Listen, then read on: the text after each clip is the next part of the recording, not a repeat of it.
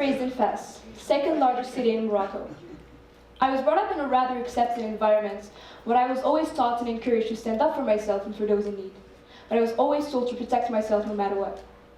I was brought up to thinking that there was this necessity to build a barrier between me and the unknown, and to choose wisely and meticulously the people with whom I decide to hang out. I grew to understand that there was this danger lying outside that I should never allow to attain me. Now, I know many of you have already heard this blabbering speech over and over again, but to me, it had never made more sense. So as I said, I was born and raised in Fez, second largest city in Morocco, but also its capital of crime.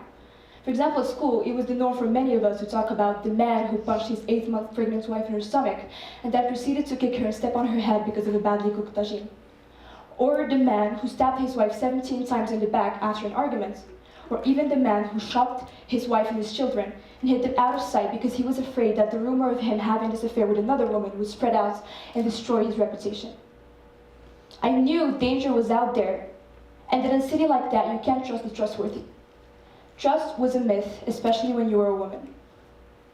Now, I heard the stories over and over again, but weirdly, after you hear them for the 1,000th time, you just get accustomed to them. They start to sound like some scary bedtime story that make you shiver, but that you don't really believe in. Your brain starts to convince itself that these incidents, well, still don't know if it's appropriate to call them that, but these incidents would never happen to you, to someone you love, to someone you know, not even around you. It's a case in a million, we say in total disbelief. You never expect it to be happening in your neighborhood. You never expect it to be happening next door. It was midnight, I was 11, and I had fallen asleep 3 hours ago, when suddenly I wake up to the loud, shrill cry of a woman, followed by the sound of someone slamming the door after her. So I get out of my bedroom to find our neighbor, the woman that I used to visit every day to play with her daughter that lived right across the hall from us, covered in bruises, with unkempt hair, a bleeding nose, and a black eye, seeking comfort in my mother's arms. Obviously, I was sent to bed immediately afterwards. So the next morning, I asked about what had happened, and I was told that our neighbors had a small disagreement, as all couples do, and that everything was fixed right now. It happened several times afterwards, and whenever I asked, I received the same answer. Well, I was 11, but I wasn't stupid. Clearly, this woman is in great danger. But whenever I asked, I received the same answer, and everybody knew.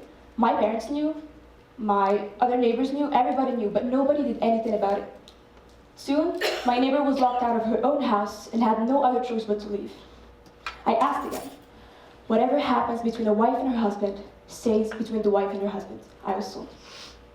In fact, 7 out of 10 married women are victims of domestic violence. Overall, 67% of all women are victims of psychological violence, 50% of physical violence, and 27% of sexual violence.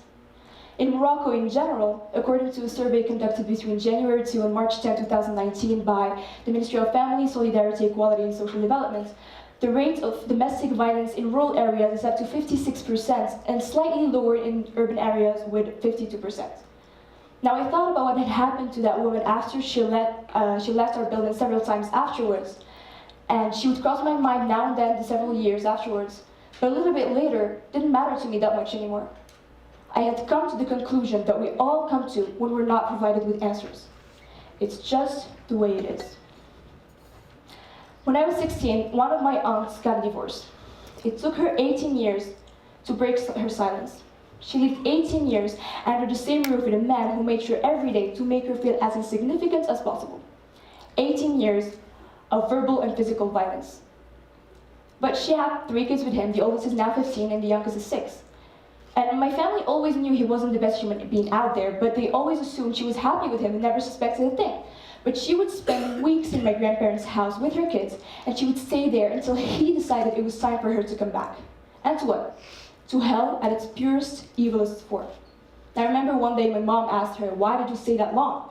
Her answer was, "How do you think society would have welcomed a divorced woman with 3 kids?" Morocco is a third world country. It is also part of the Arab and Muslim worlds. It is a tradition-led country where preserving your image as a Muslim woman and the image of your family is as crucial as preserving your own life. Being that perfect, ideal woman meant being culturally accepted. However, the thing we always seem to omit is cultural acceptance is not and should never be accepting the unacceptable. Now, I know I've talked a lot about Morocco, but I did so, of course, because that's where I'm from, but also because it's a country at the crossroad of three different cultures: African cultures, Arab culture, and Muslim culture. Three cultures that are often targeted by some stereotypical judgments that may be relevant in some cases, but judgments that always end up justifying gender-based violence. Among these judgments, there's strong religious beliefs, poverty, lack of education, and so on. Gender-based violence in Morocco, for example, is no longer an issue of a man violating a woman because he thinks he legitimately has the right to do so, of how he came into this world as a man. It has become an issue of a self-centered male individual favorized by some falsified religious beliefs and worshipped by a patriarchal society, only mistreating an irrelevant, feeble, disobedient female individual, like some second-class citizen, or even better, a person of the weak gender. Now, what really bothers me about this is that violence against women is only justified that way in some countries in Morocco, like Morocco. It's not a general fact or universal rule. It's just the way it is in a handful of countries.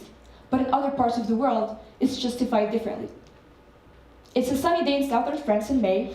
Chantal Monté sat down with her husband to celebrate her 72nd birthday. He shot her 1 month later. He shot her using a shotgun. She was 72 and he was 89. And after investigation, it turned out that Monsieur Monté had a history with exposure to child maltreatment and that he witnessed family violence. But just to remind you, he was probably a kid 80 years ago. Now, what really bugs me about this one is how carelessly and lightly the case has been justified and not taken seriously at all. Has anyone ever heard of Talia's movement? In general, for those of you who don't know, the Talia's movement is a protest that had been going on since last August in some Middle Eastern countries, supporting the case of Isra Gharib, a Palestinian woman who lost her life in the name of honor. A little background story. When 21 years old, Palestinian woman Isra Gharib went out to dinner with her fiancé and his sister, she didn't know that their outing would trigger such a horrific turn of events. She posted a video of their meeting in a social media platform, and apparently it angered her cousins and uncles, who ended up telling her father and brothers. Understandable, right? I mean, she dishonored the family by going out with a man in public before they were officially married. Anyway, on August 10, she was accepted in the Beit Jala Governmental Hospital with a broken spinal cord because of multiple attacks perpetrated by her male relatives. But according to her family, she had sustained these injuries to herself when she jumped out of her bedroom window because she was possessed with a jinn. However, in a widely shared video, Isra was heard screaming amid the loud thuds of the sounds of loud thuds, suggesting that she was being beaten up aggressively. She passed away the next day. Isra Gharib is only a case in many, a case that succeeded in gaining visibility. It's a woman, like many others, that had her life taken away because a third party decided so.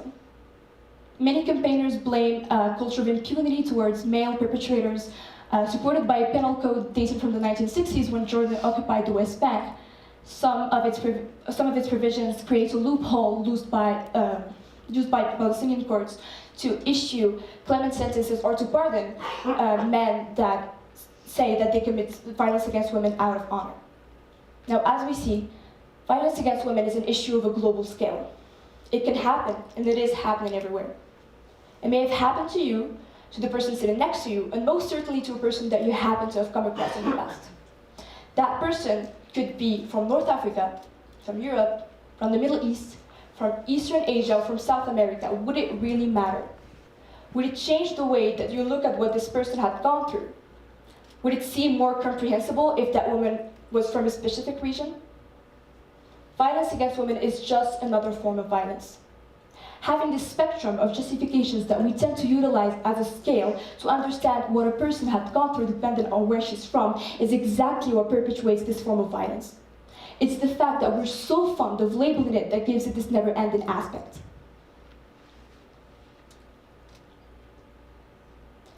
Violence against women should not be and should never. Violence against women should not be justified. It should not be justified dependent on a region. We need to change the ways we look at things. We leave it to a region because that's their culture, because that's the way it is there. As I said, we need to change the way we look at things. We need to look at each victim individually, as a woman, as a person, as a human being, not as a region and not as a culture. We need to be their safety net, and we need to show them that we will be fighting for them, for their justice as human beings who deserve a human life. We can no longer say that whatever is happening next door is none of our business. Violence against women should not be part of anyone's culture. Violence should not be part of anyone's culture. A life without violence is everyone's right. Thank you.